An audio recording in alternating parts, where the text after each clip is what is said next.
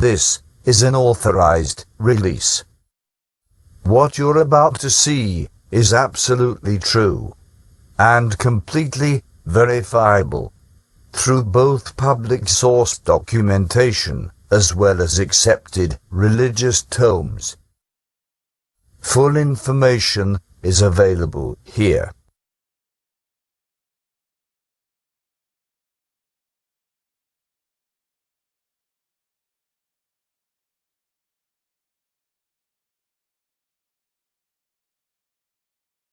What was in the skies over Jerusalem? And why did it stop over one of the most treasured sites in Christianity? We've seen them in Mississippi like this, but never like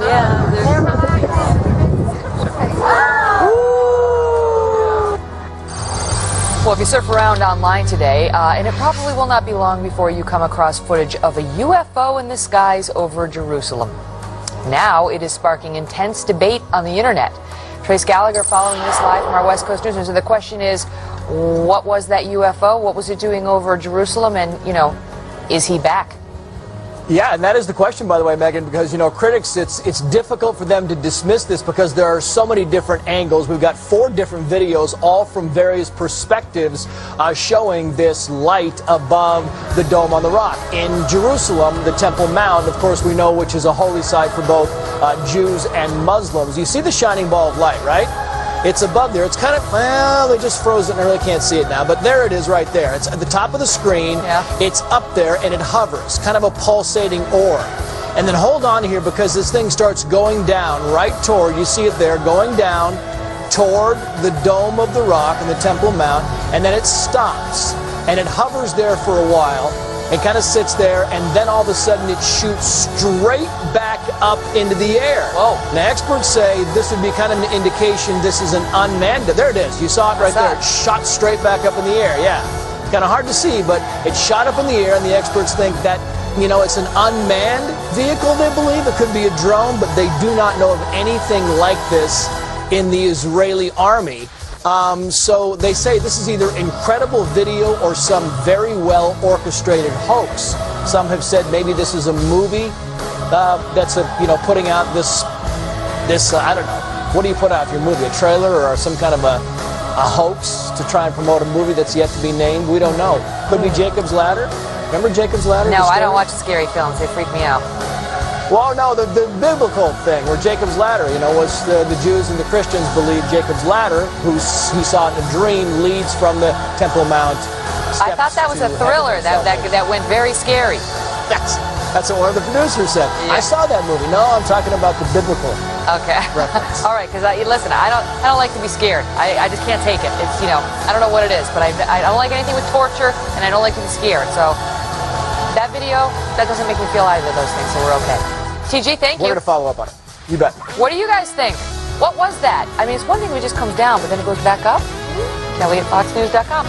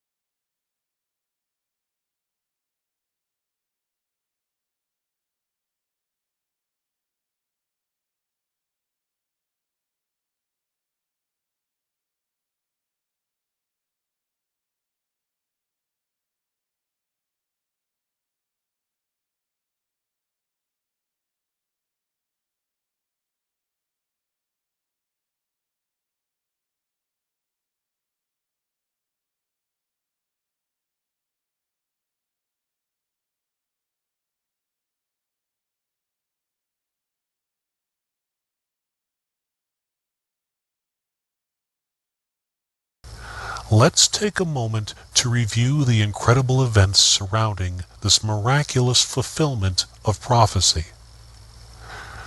The Templars are known for guarding the greatest of all secrets, the truth of Christ our Lord.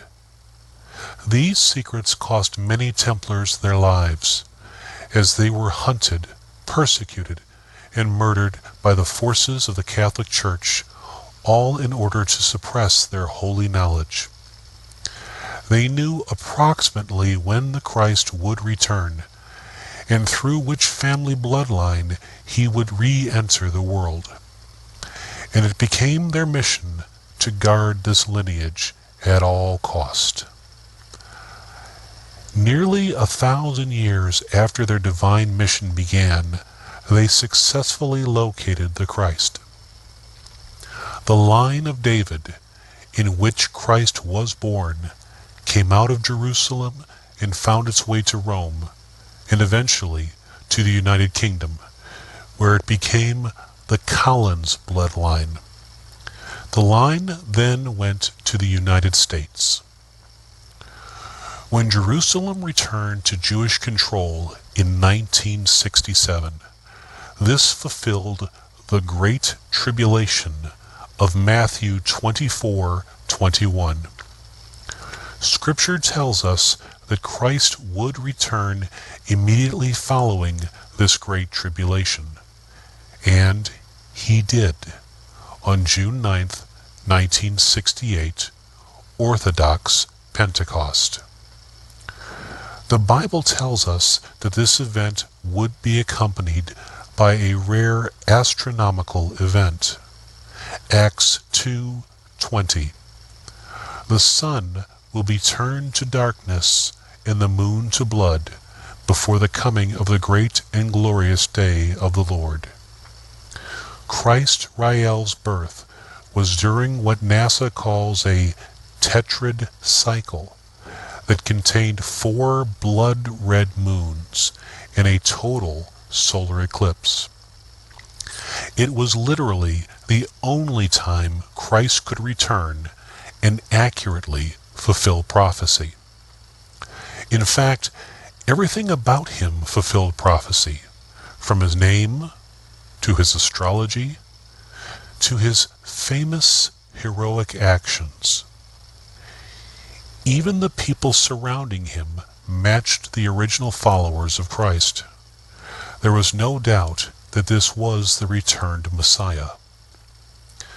But just like the first time, it wouldn't be until adulthood that the Holy Spirit would descend again and join with him and give him the fullness of his Christhood. The Bible tells us that as his spirit was carried into heaven by angels from the base of Mount Olive, so too would he return in the same way. January 28th, 2011. The world watched the angels return the Holy Spirit of Christ to the base of Mount Olive. With Rael now carrying the Holy Spirit of Christ, the Son of Man had become the Son of God.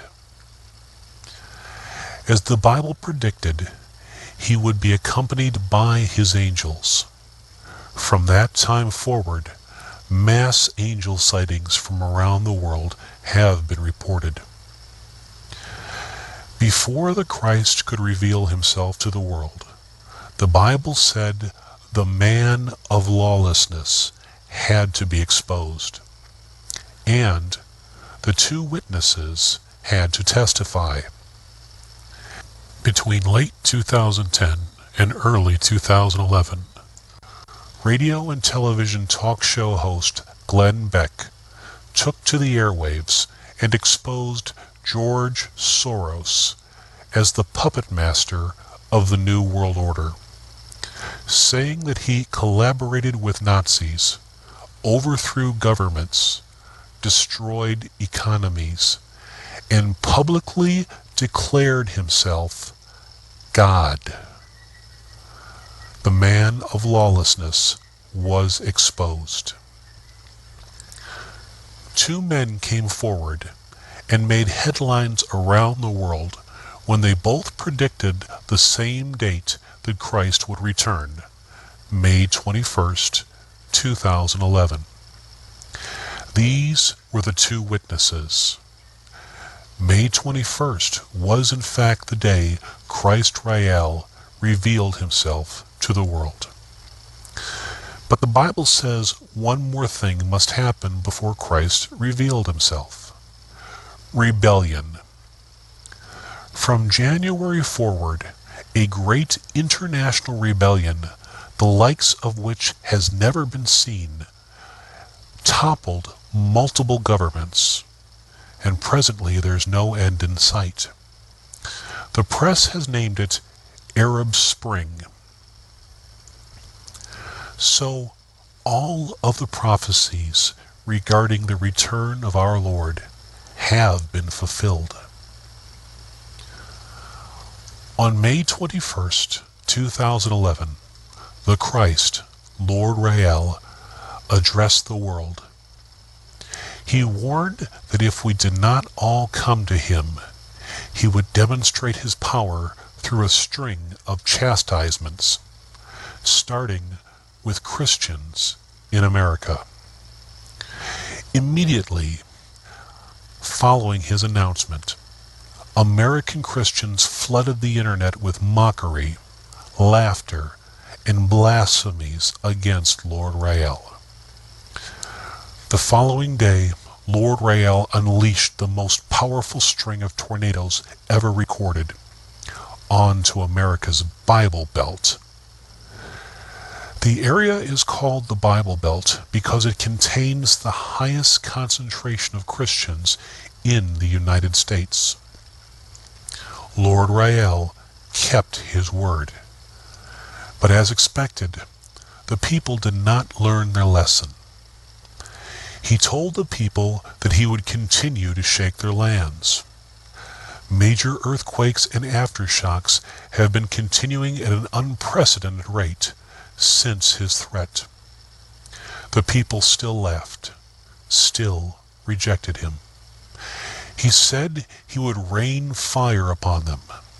Suddenly and unexpectedly, volcanoes began erupting simultaneously around the world, raining fire, lava, and ash down on the unrepentant people. Still they rejected him. He said he would darken our sun. And days later, respected scientists made befuddled press releases saying that the sun was suddenly going dark, and they couldn't explain why. The people still rejected him. He said that the armies of heaven are fast approaching. Suddenly, UFO reports go off the charts. He said that his sun, a second sun, now rises. News reports, eyewitness reports, and videos from around the world began flooding the internet. A second sun was indeed being seen in the sky. Malachi 4:2. But unto you that fear my name shall the Son of Righteousness arise.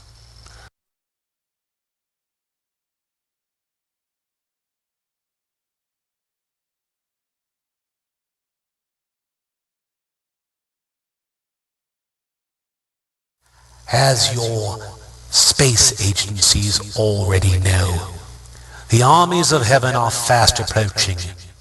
Yield to me now, and I shall restore peace and prosperity. Refuse, and I will rain fire from the sky. I will continue to shake your land, and I will darken your sun. Darken your sun. Darken your sun. Darken your sun. Darken your sun. Darken your sun.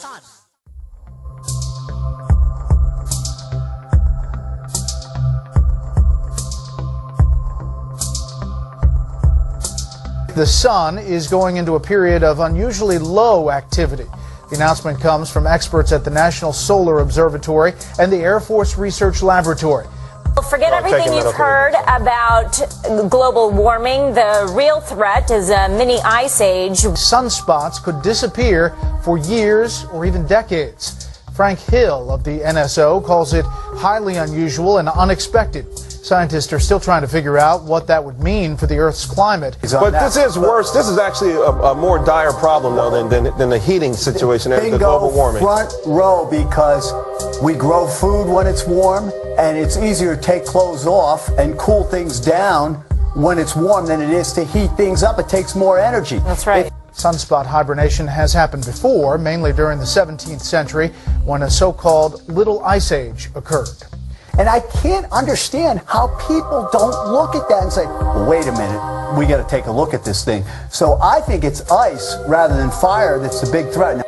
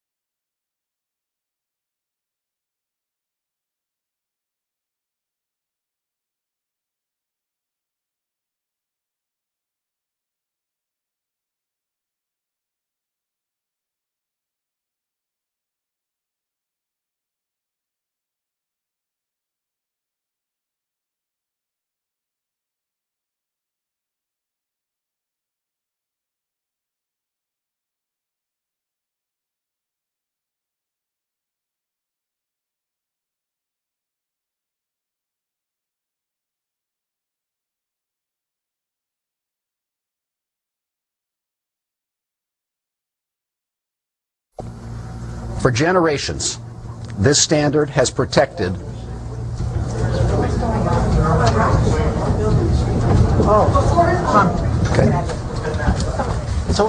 We're following breaking news right now out of Washington, D.C., where a magnitude 5.3 earthquake has been felt in the D.C. area. The Pentagon has been evacuated. We were just talking to Senator Coons of Delaware, who, like so many others right now, slightly shaken by the tremors that they felt. The senator telling me live that the ground literally shook beneath him. Andrea Mitchell, as you also well know, would normally be live during this hour. She's now on the phone as her show was interrupted as a result of this. Andrea, can you tell me what you're hearing and what was even felt at our D.C. bureau there? Cameron, I've never felt anything like this. We're all...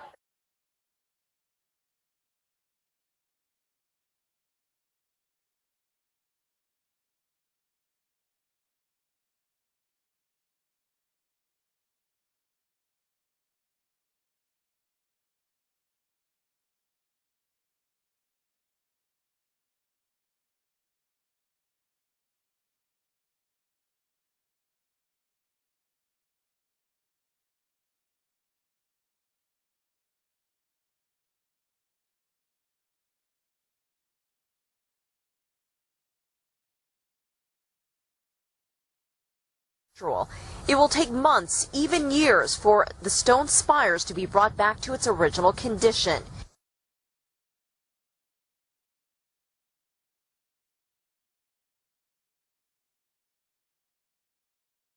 On the National Mall, the closed Washington Monument continued to attract visitors.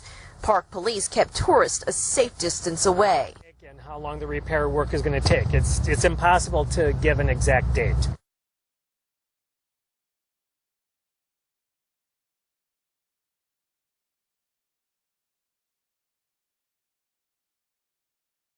You know, ladies and gentlemen, I don't want to get weird on this, so please take it for what it's worth.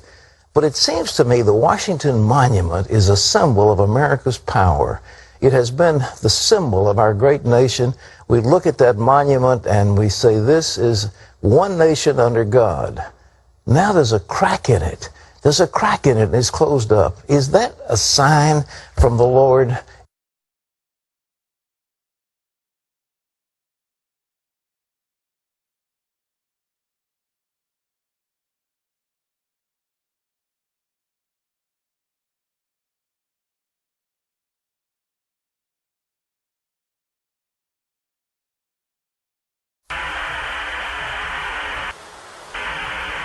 And we're just off the coast of the Carolinas now, in the Outer Banks area, and that's the direction we understand the storm is headed.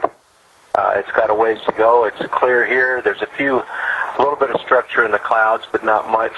Oh, I take that back. There's thin stuff that's actually spiraling way out here. In Houston, we're just talking here, and it struck us. We're used to traveling a long ways in a short amount of time, but this storm is stretching from Cuba to the Carolinas, and that is one scary big storm. Yeah, you bet, Mike. I mean, it was almost 6 minutes that you guys were directly over that thing, so that just gives us a little bit of the scale. It's pretty incredible.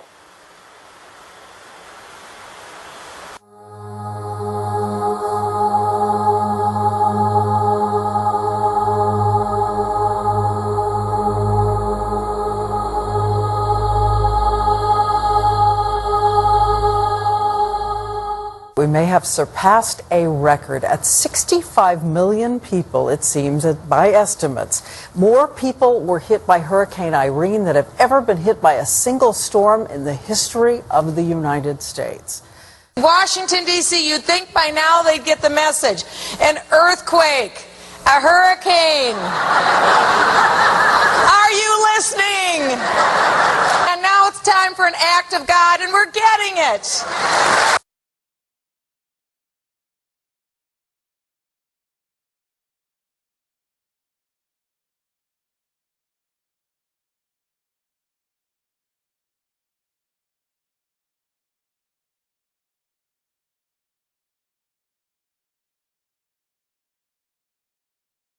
Photos. I saw a little tetrahedron.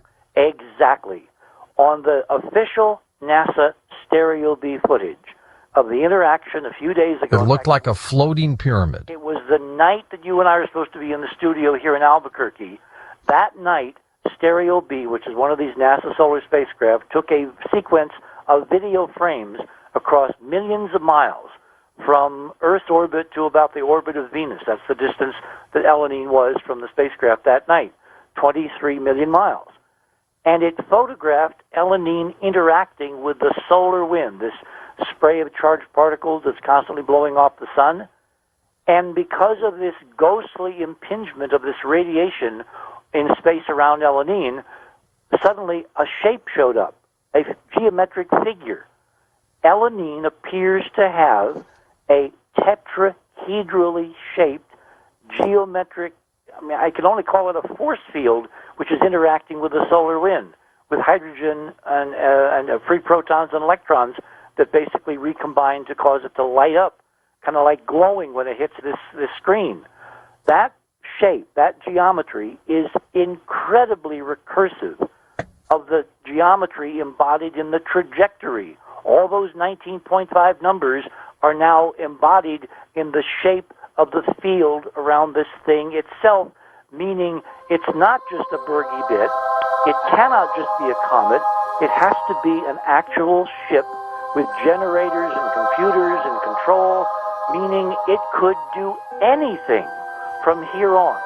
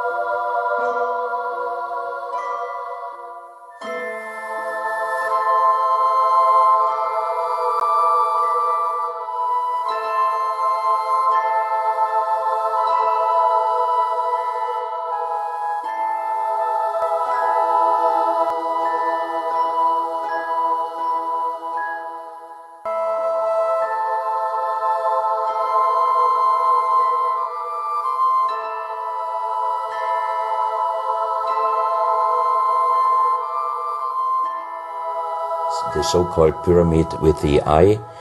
The eye is an inlay. The stone is gray and white, and you have 13 steps, and it looks exactly like the pyramid with a shining eye on the $1 US.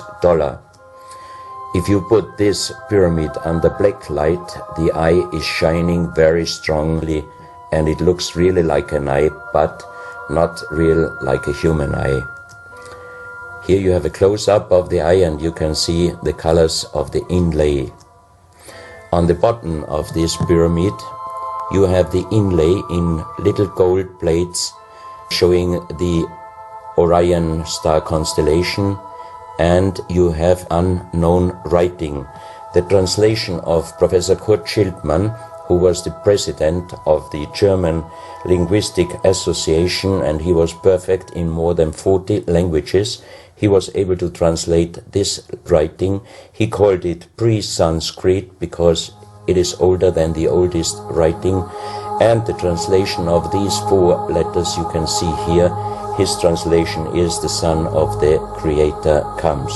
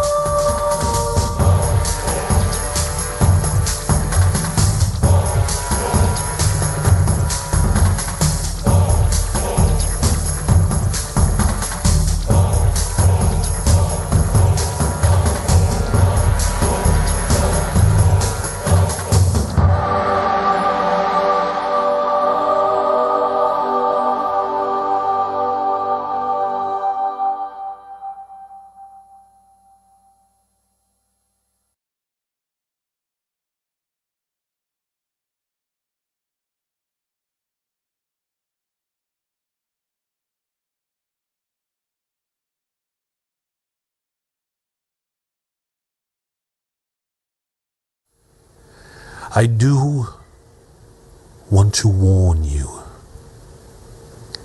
that what you have seen thus far is but a wake-up call. I want you to prepare. Now, to other pressing matters. This is to both Israel and the United Nations. Do not divide my land. There is a Palestinian solution.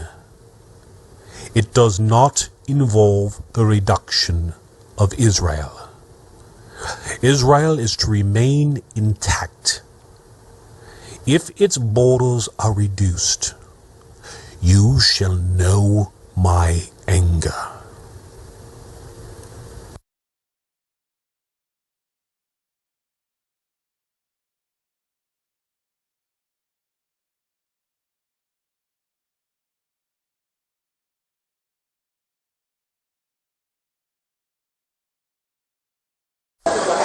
After days of diplomatic wrangling and decades of waiting, a formal application from the Palestinian state for membership of the United Nations. The letter handed over to the Secretary General by Mahmoud Abbas in his capacity as chairman of the Palestine Liberation Organization.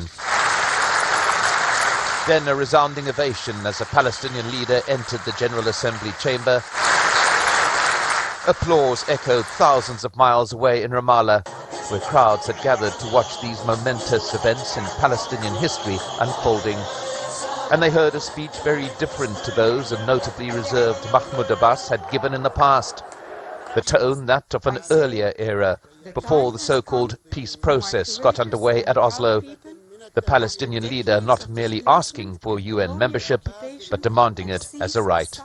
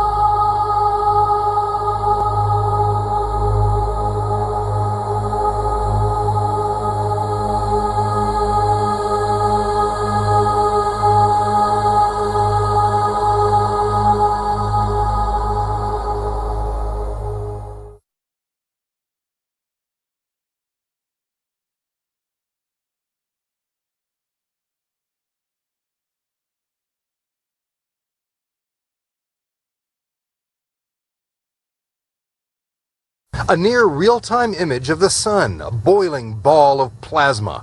And this, called active region 1302, is blasting away at Earth. The gun barrel is pointing right at the Earth just about now. A massive burst of solar particles from this sunspot glanced off Earth yesterday, creating unusually dramatic auroras like these, seen from the space station a few days ago. Experts say Earth is now in the crosshairs, as the revolving sun points AR 1302 our direction. Experts call it the solar storm that won't go away. We mostly talk about Earth's weather around here, but there is a massive storm happening on the sun right now. Our big illuminator already fired a giant gas ball right toward Earth. Luckily, the burst of radiation basically struck a glancing blow, but the danger is not over. Solar flares like this one could short-circuit satellites, interrupting television and internet transmissions. They could also halt financial transactions, believe it or not. The flare could create giant power surges on Earth that would trigger blackouts over huge areas, and those are just some of the dangers. Let's bring in Michio Kaku. He is a physics professor at the City University of New York, also the author of the book Physics of the Future, and he knows just about everything. So the solar flares, we have seen them. We've got pictures of them, thankfully, from NASA. We can't really predict when they're going to erupt? No, but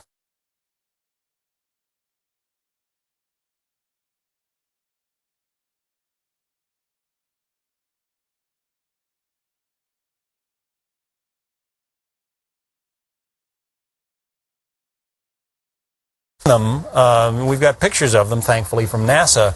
We can't really predict when they're going to erupt? No, but we dodged the bullet. This past weekend, a gigantic solar flare just grazed by the Earth, lighting up the skies over southern England. They saw the northern lights light up because of the aurora borealis. And that sunspot on the sun is still shooting solar flares at the Earth. The sun is taking pot shots at the Earth. The sun does rotate just like the Earth does. And I guess we were lucky, you said it was a glancing blow. It basically wasn't aimed at us, but it is kind of spinning more toward us. That's right. There's a sunspot 8 times bigger than the Earth, which just opened up just a few days ago. And it's erupting by shooting solar flares like a rifle pointed at more or less the direction of the Earth. But because of the Earth's spin and because of the sun's rotation, it was a glancing blow. Otherwise, all hell would have broken loose over this past weekend. Because, I mean, talked about power outages, that kind of thing, communications outages because satellites get fried. We're talking about some potentially very disruptive problems here. That's right. Our satellites are not reinforced. Many power plants don't have shielding around them, so they would short circuit.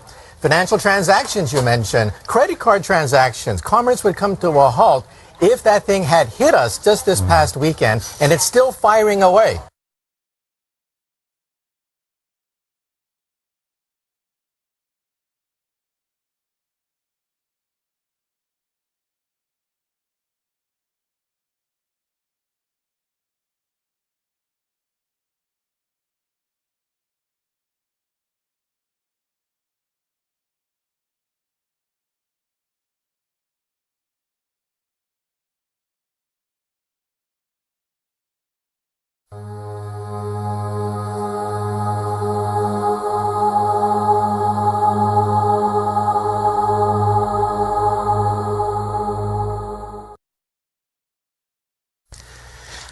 As your space agencies already know, the armies of heaven are fast approaching.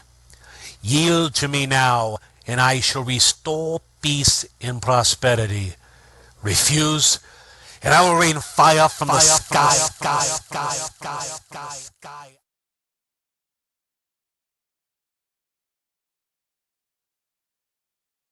Peter Davenport, of course, is the director of the National UFO Reporting Center. Where do we stand with reports these days, Peter? Are they on the increase, decrease? Where are they? Yeah.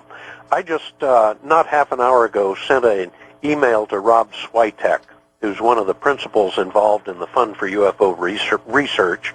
They're based in Maryland. He asked me the same question. He's preparing a talk, and he wanted a little data from me and from MUFON.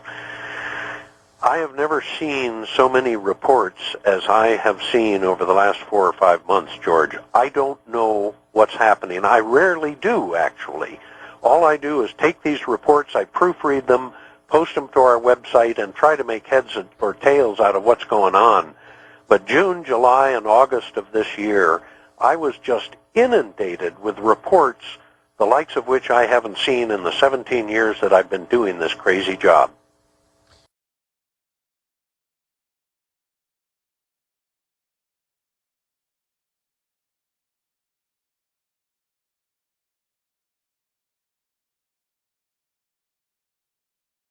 Lamentable es que, como tú has señalado, eso ha provocado incendios forestales, ¿verdad? ¿Se está ya controlando? ¿Sabes alguna información sobre este tema? Sí, los incendios forestales se están dando en diferentes zonas de la región Cusco. Y... Hey everyone, I was looking through the meteor log on the internet, and I just happened to notice that between September 1st and September 31st, it gives a 1-month time period here, it says that there were 516 reports of fireballs all over the country. We have, let's see, yesterday there was 6 reports of fireballs. Alaska, California, New York, and also New York. The day before, there were several of them. So I think it might be a good idea for us to check this out. I thought this was pretty interesting. You know, I'm not sure if it means anything. I've been kind of keeping track of the meteors this month, because I just figured that that would be something to look out for as well. And but anyway, I'll share the link on this and let you guys have a look for yourselves. All right, thank you. Bye.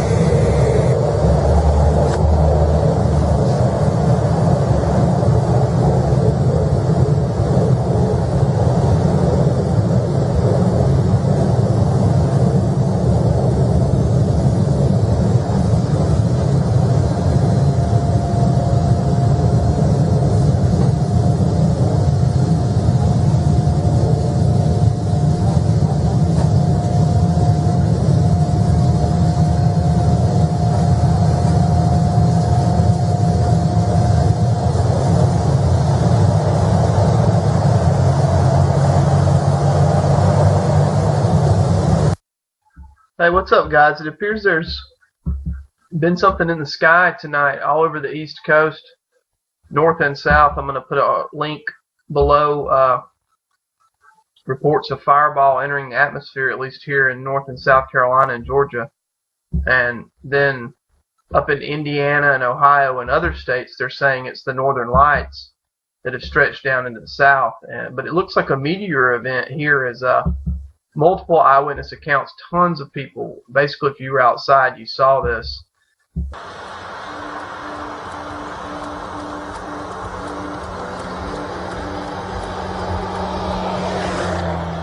¿Qué será?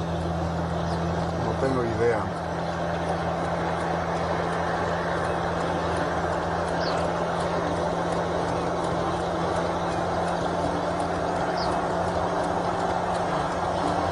Lo voy a dejar. Fox News Alert, new information now on the fate of the International Space Station. NASA just announcing astronauts may need to evacuate the space outpost in the next few weeks. Trace Gallagher following the latest developments live from our breaking news desk. Trace? So imagine, Megan, for the first time ever, the International Space Station could be unmanned. There's nobody up there to run the thing.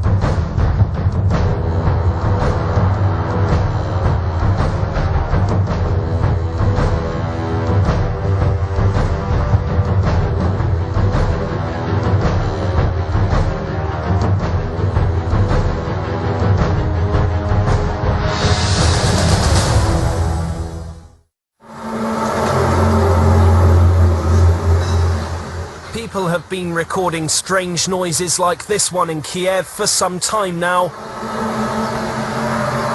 Videos filmed all over the world have appeared on YouTube, the first in summer last year. But no one's really sure what they're hearing.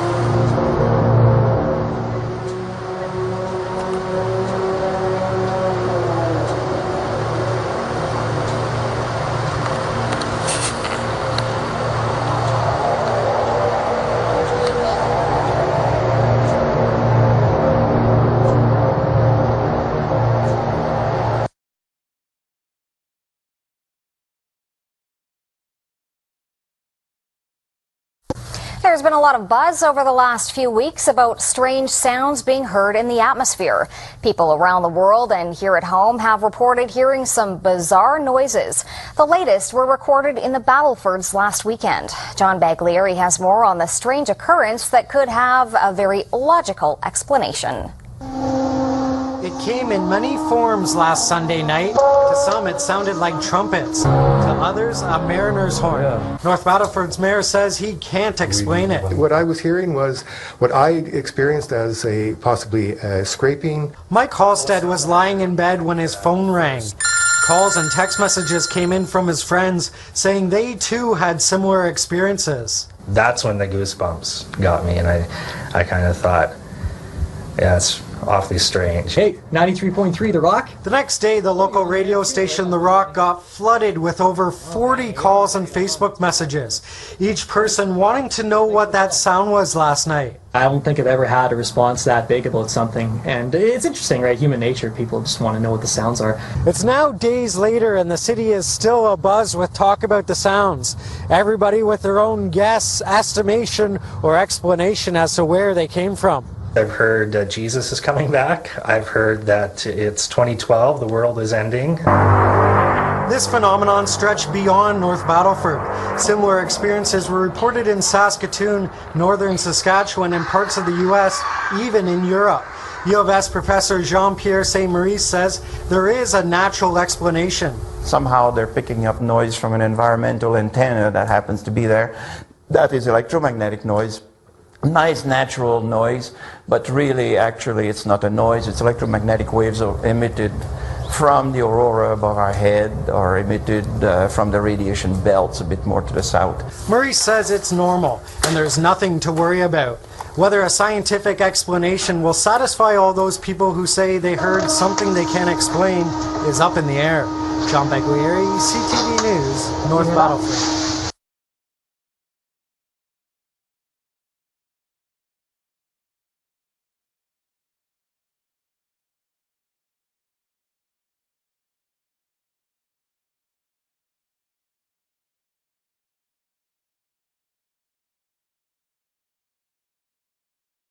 Fox Talk tonight. Boy, wrap your head around this. UFO sightings are skyrocketing in 2012. And we're barely 2 weeks in. Eyewitnesses reporting strange things in 36 out of the 50 states. And yeah, Florida's included. We are joined on the phone right now, Peter Davenport from he's the director of the UFO Center there in Washington. Peter, let me tell you something. Everybody's got a cell phone camera these days. I'm imagining if you're having a lot of sightings, you're getting some pretty good pictures. Well, we get some pictures, but the overwhelming majority of them are of low quality, as you say, from those cell phones. What we encourage people to do if they see what they think may be a UFO is try to get a good camera, stabilize the camera no matter what they're using, and try to get a good still photo of it. Peter, why do you think you're getting so many this early in the year? Is it because it's 2012 and you got everybody going, oh, it's the Mayan calendar? I'm not one of those who believes that there's anything special about 2012, Bob, but I just before this program, I reviewed our database. We took 110 reports on New Year's Eve. 13 of them are from Florida, and something is going on. I think it's picked up dramatically, the number of reports we're receiving, but what it means, I have no idea.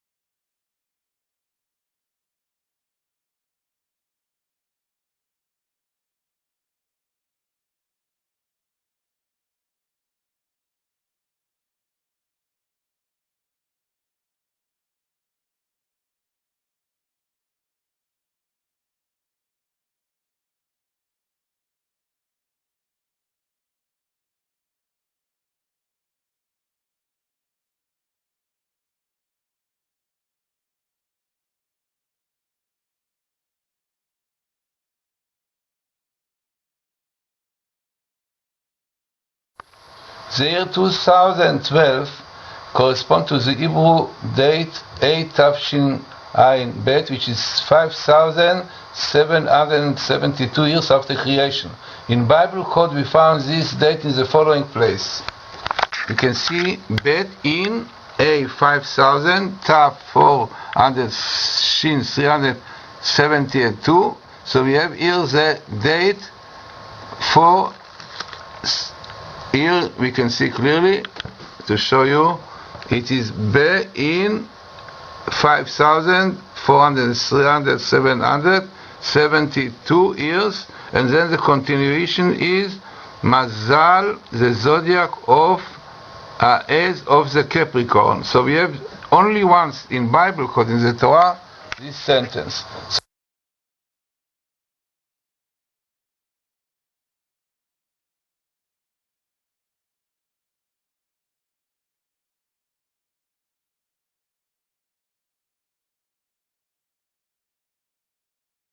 So we know about Passover, which is Pesach, appearing here, which is a date for redemption for the Jewish people.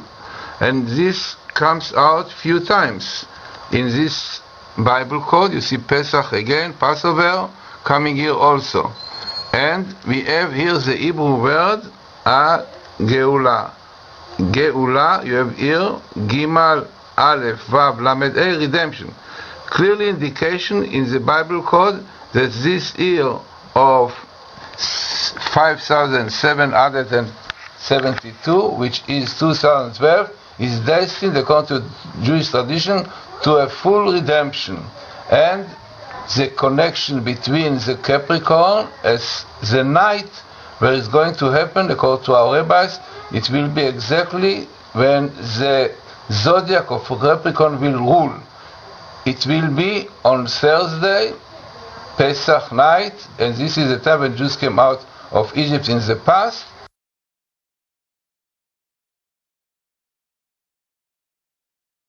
is this night in the middle of it, and the next night is kept for the future redemption, which is 2012, 5772. Now you can see in the Bible code. Again, I show you here. You can see all these details. You can see here Be Tav Shin Ayin Bet in 5772, and then on Pesach, and also you see Elijah, who is the Redeemer, comes here with Pesach together. Eliyahu in Hebrew, Elijah next to Pesach, indicating to us that this is for Jews very, very important time when is destined for Messiah to come. And here you find Messiah, the Hebrew word Mashiach in Hebrew. Mashiach comes here.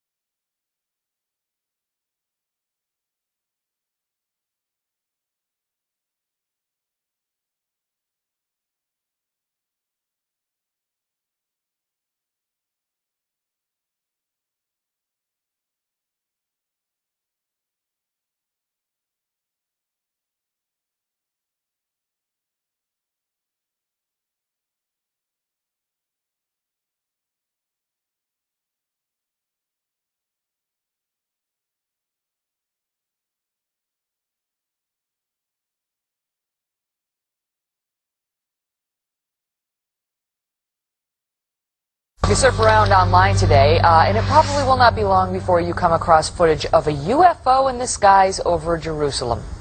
Now it is sparking intense debate on the internet. Trace Gallagher following this live from our West Coast News. So the question is, what was that UFO? What was it doing over Jerusalem? And, is he back? Yeah, and that is the question.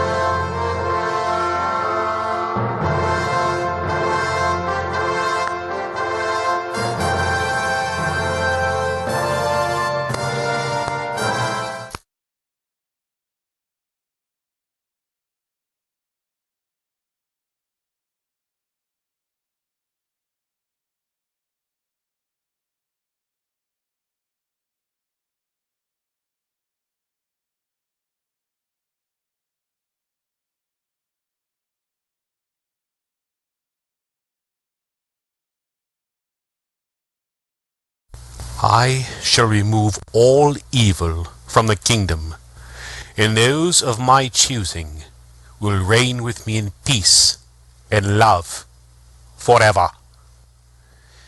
My Father's breath is already upon you.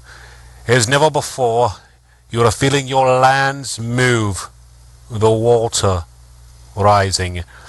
In the gust of his nostrils laying waste to your embankments, he will be here soon. But first, I shall judge the nations. I shall decide who will be spared. There is no defense for what is coming. Your armies will die, your navies sink, your aerial forces will crash and burn, your siege walls, your ramparts will fall as if they were constructed with ether. And worse, those that take up arms against us will burn for their transgressions. If you've been given to lead men, to lead a nation, bend your knee now, beg forgiveness and mercy for yourself and for those you lead. Swear fidelity to the crown, and perhaps mercy will be granted. or simply wait for my father's arrival and be blotted out as if you and your people and your lands never existed.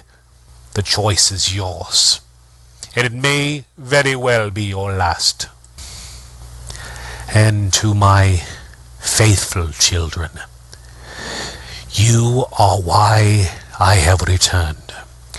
You are the reason I have left the bliss of my Father's heaven to establish a new and everlasting heaven for you. I am pleased that you have kept the faith this long. It has not been easy, I know. Those of you who profess obedience to me, who call yourself Christian, I challenge your logic. How have you demonstrated my love? By accusing people, burning them, torturing them, judging them. What is most regrettable is the fact that you completely underestimate your adversary. That is why you have been tricked into worshipping those who murdered your Lord. That is also why you have done such despicable things in the name of God.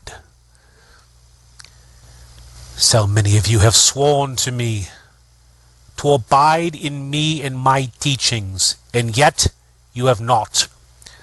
You have wasted, tarnished my blessings and my sacrifice for you. I suffered greatly to give you life, and in repayment you kill in my name. For my cause? I think not. Mine is the cause of justice, and for that sake I will return to you in measure that which you have done for me. Prepare yourselves. Come to me if you seek genuine forgiveness. If your heart is heavy with guilt, with true repentance, and not simply fear, come to me. You may seek protection under my wings. But know this, the price of life is high. You will have to give up all that is of this world, for my kingdom is not what you see before you. Mine is a kingdom of truth, of light, of everlasting life and everlasting love. It is reserved for those with an enlightened mind and a noble heart, and only those I deem worthy shall walk its boulevards. As your space agencies already know, the armies of heaven are fast approaching. Yield to me now, and I shall restore peace and prosperity. Refuse, and I will rain fire from the sky. I will continue to shake your land, and I will darken your sun. My wrath is great, but my love, oh, my love is far greater. Choose wisely.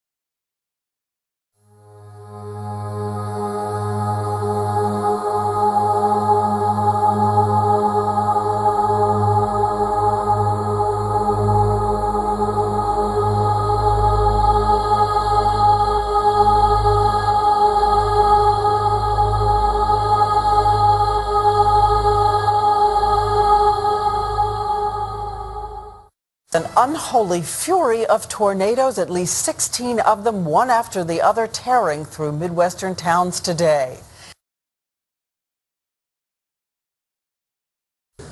On our broadcast tonight, the devastation across 7 states, entire neighborhoods destroyed in that violent outbreak of storms. At least 27 tornadoes in all, and tonight the forecast is looking grim again.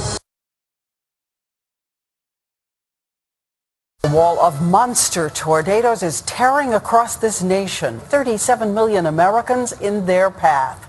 4 states are under the highest possible alert, and this is why. Terrifying scenes on the ground. The view from a car window in Indiana. Tonight on Nightly News, state of emergency on the ground here in Indiana and across the tornado zone.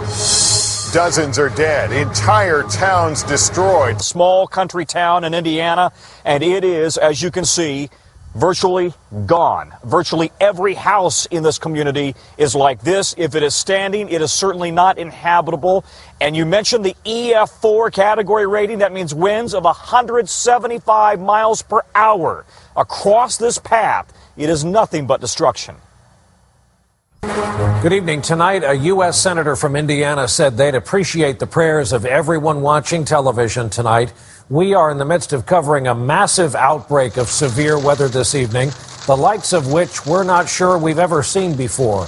155 million Americans have been in the path of severe weather today and remain so tonight.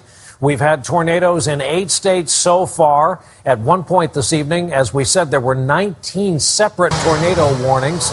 They are all over the map in the southeast, including some major cities, including some smaller towns that are frankly no longer standing. At the heart of some of these storms is some of the strongest weather this planet can produce. Weather Channel meteorologist Jim Cantori is on the ground in Henryville, Indiana, the scene of some of the worst damage we have seen all day. Jim, are you with us? Yeah, good evening, Brian. We just kind of rolled in here and pulled off away from all the emergency vehicles. There's just an entourage of those coming in right now here into Henryville, Indiana. Just a massive tornado. I mean, take a look at some of these pictures. We understand that 9 people so far have lost their lives. They expect that death toll to climb as they are just beginning a massive search and rescue effort over 4 counties this evening. But look at the kind of damage. Homes completely destroyed. School buses, thank goodness no kids were in those buses at the time. They were wrapped into the sides of buildings, and even the school here, the elementary school behind me, sustaining major damage. At one point, a young child saw the funnel cloud, told the bus driver as they were going home. The bus driver turned around, came back to this school. They took shelter in it, even though the tornado had wrecked it quite a bit.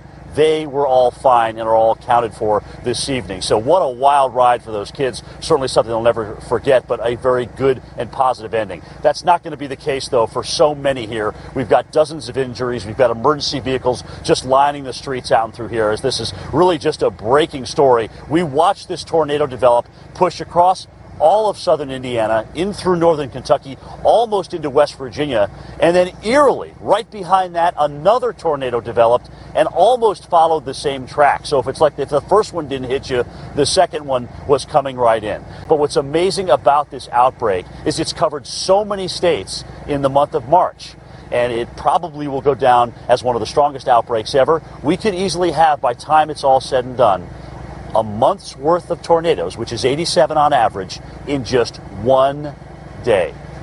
An amazing storm. By 3:40 p.m., reports of extreme devastation in parts of Indiana. After being pummeled by hail, tornadoes battered large areas of the state. Several towns, as one official put it, are completely gone. Indiana's governor described the damage as incomprehensible. All the things that mere mortals can do aren't enough sometimes. Oh my God. Across America's midsection, more than 100 tornadoes on Friday, from the Gulf states to the Great Lakes, as a third of the country spent the day trying to recover from a day of devastation and heartbreak. My friend, you've been with KFES for a long time. Describe this storm as all the storms you've reported on over these years. This is really something. Well, like I said, Lauren, I mean, this looks exactly like the scene from Galesburg, Kansas, from Joplin, Missouri, from Alabama, where you've got just nothing left but foundations of buildings and then just piles and piles of debris. It is reminiscent of Joplin. I hate to say it.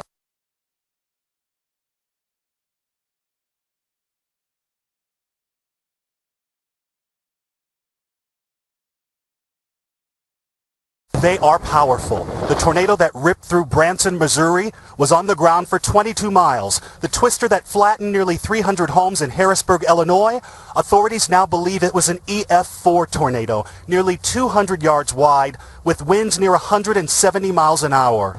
The path of destruction is historic in its width, with storms reported as far south as Georgia and as far north as Illinois. The frantic search for survivors with states of emergency in effect in a large swath of America this morning after a swarm of tornadoes, nearly 100 of them. Once thriving neighborhoods, now debris fields, lives literally uprooted in seconds. Big semi-trucks on top of what was the gas station. This tornado went 52 miles from Holland, Indiana, all the way into Ohio. New video of that massive twister as it careened toward this small town. We now know it was a powerful EF4, packing winds of 175 miles per hour. Yellow school buses tossed everywhere. Yellow school buses tossed everywhere. Yellow school buses tossed everywhere.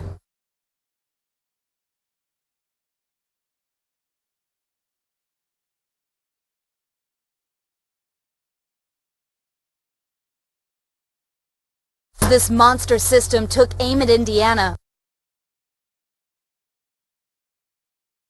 So why did this happen?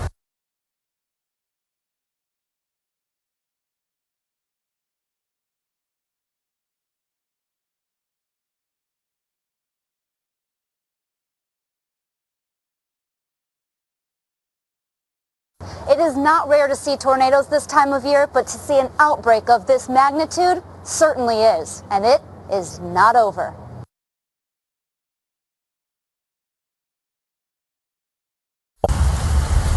A string of violent, severe storms and tornadoes killed dozens of people in Ohio, Kentucky, and Indiana on Friday. I gotta go find my mom. You're looking for your mom? My mom, my sister, my brother, my nephew, my dad.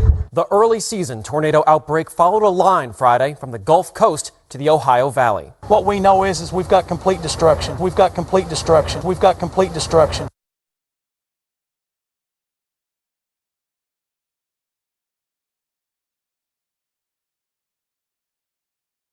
What you are seeing here is a map put out by the National Weather Service, which shows where the 90 tornadoes hit Friday and Saturday.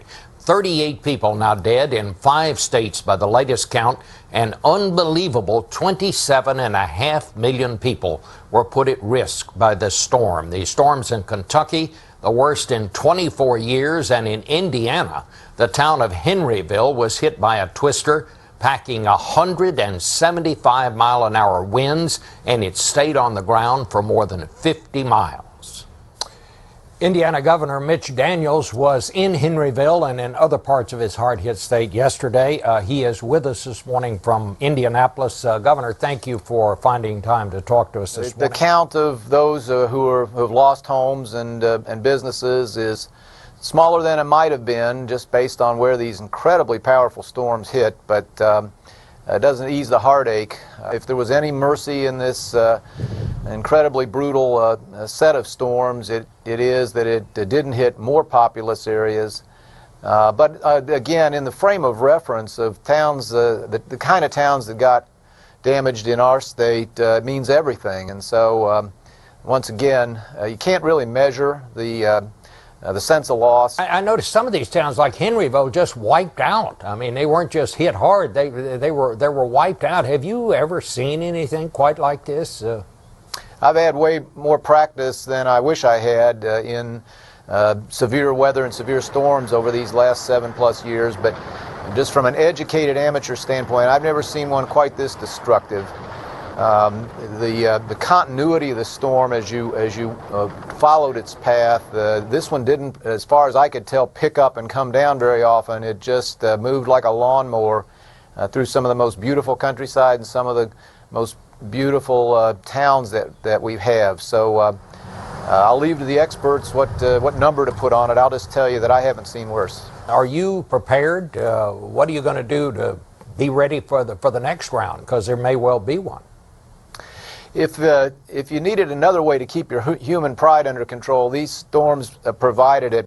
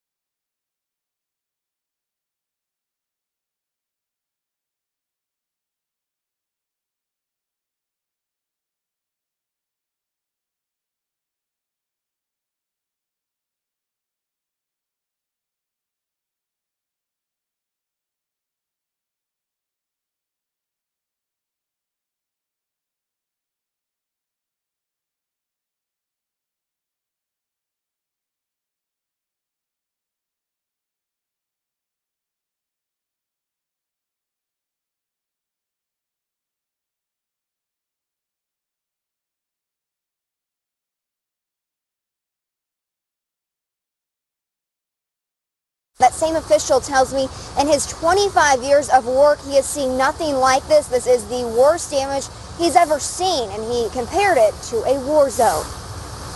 And we are just now learning just how bad western Kentucky was hit. The death toll there has risen to 20, and a state of emergency is in effect. The National Guard's been called in as well, as Kentucky's governor says the hardest hit areas look like a bomb went off. Survivors all describing it the same way. War zone. War zone.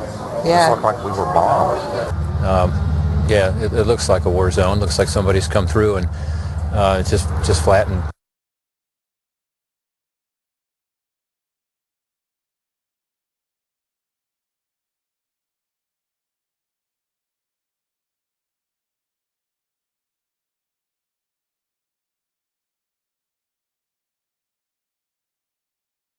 Last night, while we were on the air covering Super Tuesday, there was a storm on the surface of the sun.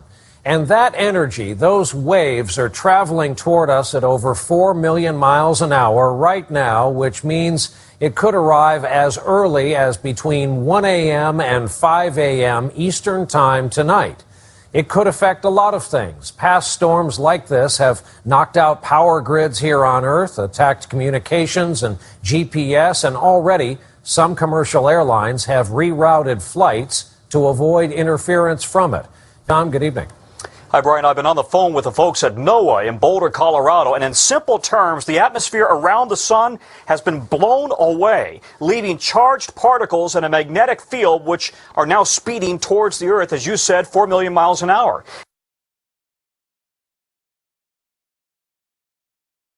Planet Earth is wrapped in a kind of cosmic electric blanket, surrounded by solar flares 10 times more powerful than anything we've seen in years. The flares bombard the Earth's magnetic field.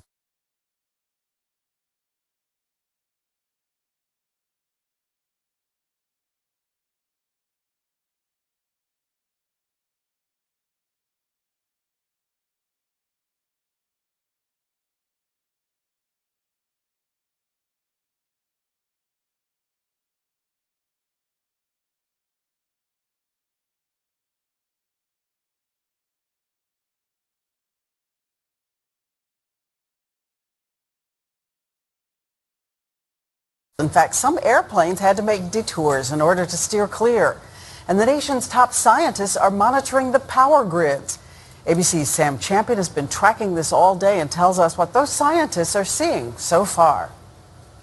These are the eruptions on the surface of the sun. Solar flares more than 500,000 miles high and 10 million times more powerful than a volcanic eruption that sent today's solar storm barreling down to Earth. setting off a white-knuckle watch for trouble. Inside the nation's mission control for space weather, all eyes were tracking the storm around the clock, looking for impact and watching closely for any new flare-ups on the very active surface of the sun. And this region really hasn't shown any signs of decay or diminishing, so the threat is still there.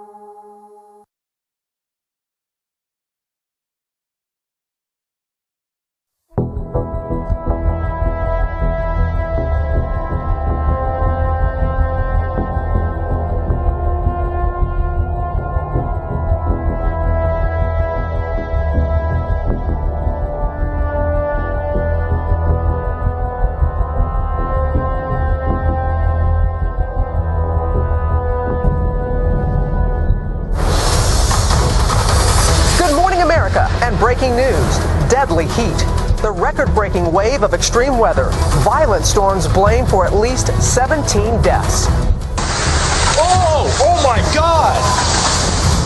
Trees falling on homes and cars, millions without power right now. But we begin with the heat wave that's burning up so much of the country. 16 states under heat warnings or advisories this morning, and adding to the scorcher, millions without power. Our extreme weather team has been tracking every angle. Red dots are the warmest temperatures ever in cities. Folks, this has never happened before. Red dots are the warmest temperatures ever in cities. Folks, this has never happened before. Red dots are the warmest temperatures ever in cities. Folks, this has never happened before. Nashville, Tennessee, 109 degrees. Atlanta, Georgia, 106. Look at Raleigh at 105. We were on pace with the temperatures that were in Saudi Arabia and deserts all over the country with some of the hottest temperatures in the world. Hottest temperatures in the world. Hottest temperatures in the world. Now, with that heat came an awful lot of storms. About 1,000 storms kicked off on Friday, and then we had 800 yesterday. About 1,000 storms kicked off on Friday, and then we had 800 yesterday. Our Ginger Z is in Arlington. We're Ginger, right where you are. My family, part of the millions of folks who spent the weekend without power this morning. Good morning, Ginger. Good morning, Sam, and good morning, everyone. This is one of so many neighborhoods, not only in Virginia, where you see trees and the power lines, a virtual minefield in the streets, but anywhere from the Carolinas to Ohio. They had round after round of severe storms, and now the extreme heat.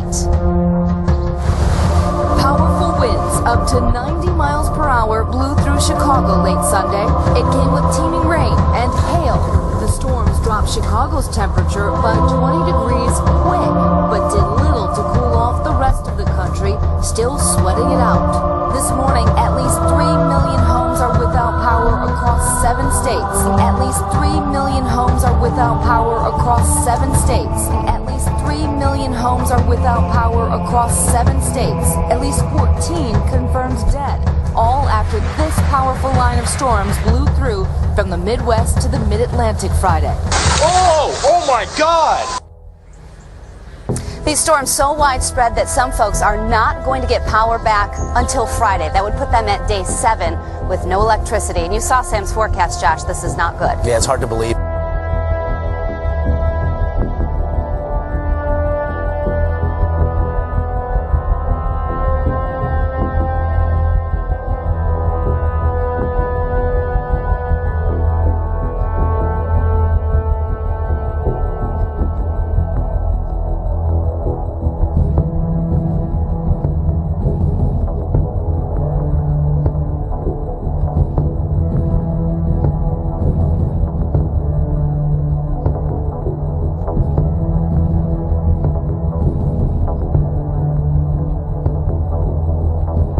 The stunning headline, the worst blackout in the history of the planet.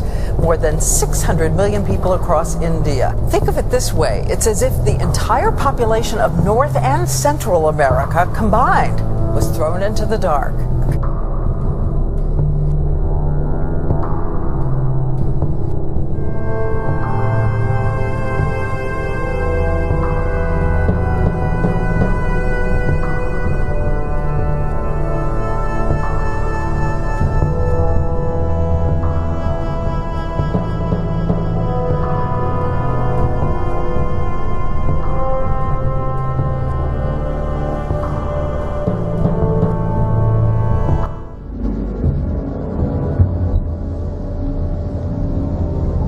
The countryside is burning up. It is official now. It is the worst drought in a quarter century, and we're in it, and it's causing great damage to staple products people all over the world depend on from the U.S., like corn, say nothing of livestock and property.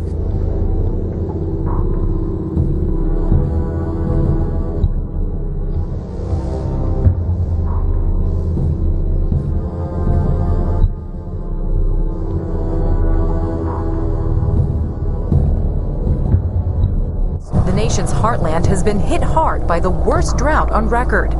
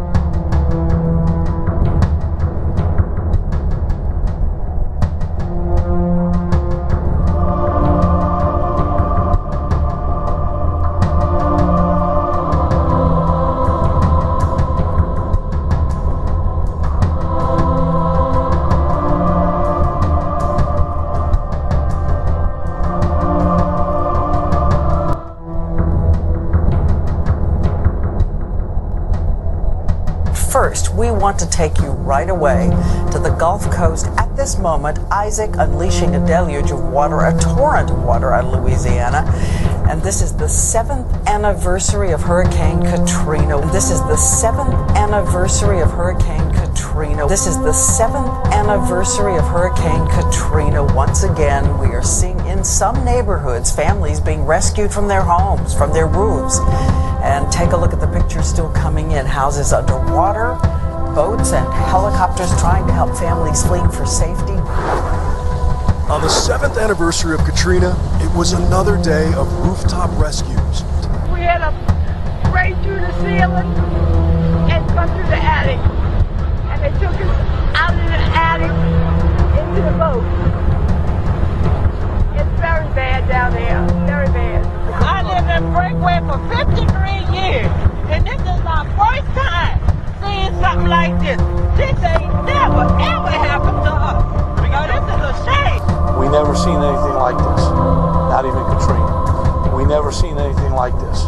Not even Katrina. We never seen anything like this. Not even Katrina. Huge storms are tearing through the Northeast tonight. Here is a picture taken just a little while ago from 10,000 feet in the air, Manhattan, under a massive mountain of hail, thunder, lightning. And lightning strikes, thousands of them at radar sites per hour. Now remember, these are high temperatures today. There were 101 at LaGuardia, 104 in Newark, Baltimore 107 degrees, and we're breaking this heat with this long line of powerful storms. There will be pictures in the news to show trees down, power out, all of those things that come with these storms. Not used to seeing it over the skyline of Manhattan. Thank you, Sam. Nearly 40 million Americans are scanning the skies, wondering what the night will bring. High winds, tornadoes, and wicked weather across a massive swath of the country right now. A line of storms stretching more than 1,600 miles. A line of storms stretching more than 1,600 miles. A line of storms stretching more than 1,600 miles. Just look at this map. Outbreaks from Tulsa to the tip of Massachusetts, and reports pouring in. Twisters touching down, tens of thousands of lightning strikes. The sky lit with destructive potential. ABC's meteorologist Ginger Z is tracking it all for us. And Ginger, what are you seeing? Well, tonight the biggest threat is what I have to take you straight to. We're going to start with a map that shows you the watches and tornado watches and severe thunderstorm watches that everyone is seeing. So if you are in this area, you've got a chance of seeing at least 60 to 80 mile per hour winds, large hail, and we're already getting reports in of tornadoes. Bottom line, we're in the thick of it as this summer of extremes continue. Across the nation, the heat is twisting rail lines and buckling roads. And with all these dangers, it's still too dry. A phrase echoed from coast to coast. Almost every state now has some level of drought. 12 states are bracing for yet another night of powerful storms, lightning, hail, and high winds. And this after last night's destruction. These snapshots you see tell the tale. An almost impossibly large storm cloud consumes the horizon. America virtually under siege by Mother Nature. America virtually under siege by Mother Nature. America virtually under siege by Mother Nature.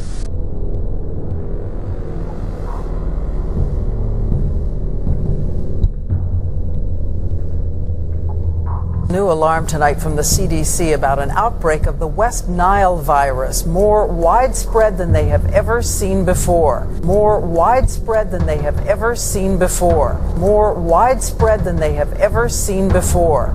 The virus has now been detected in 43 states. It is carried by mosquitoes. So what is the first sign that you're in trouble? Here's ABC's Ryan Owens from Dallas, where they've declared a state of emergency tonight.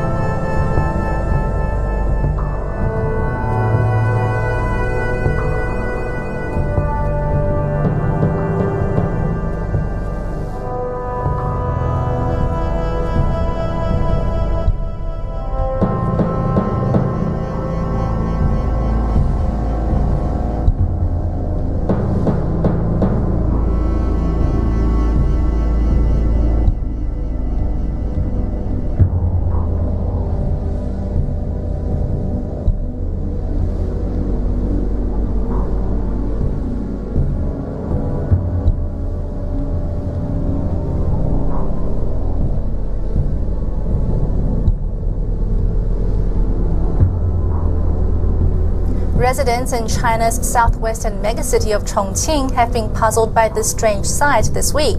These images of the Yangtze River, the longest in China, have been surfacing since Wednesday. This stretch of the river around Chongqing looks like it's been dyed blood red.